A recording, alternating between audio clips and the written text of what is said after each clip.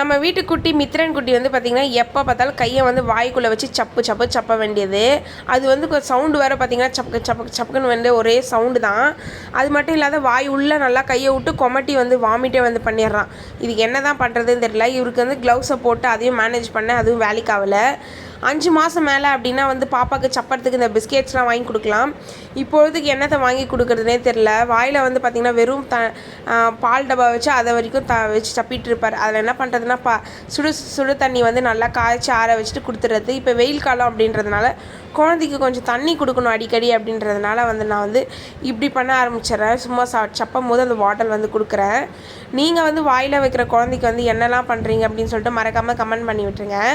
Night டின்னருக்கு வந்து பார்த்திங்கன்னா சூப்பராக இட்லி கூட வந்து சன்னா மசாலா பண்ணிவிட்டு வாழைப்பூ வந்தது, சரி அதை வந்து வடை பண்ணிட்டேன். நைட் டைமில் தான் ஹஸ்பண்ட் வீட்டில் இருப்பாங்க அப்படின்றதுனால நைட்டில் வந்து அவங்களுக்கு பிடிச்சது வந்து பண்ணி கொடுத்துறது. டே டைம்லாம் வந்து அவங்க ஷிஃப்ட்டுக்கு போகிறாங்க அப்படின்றதுனால நைட் டைமில் நம்மளுக்கு பிடிச்ச மாதிரி செஞ்சு சாப்பிட வேண்டியது தான்.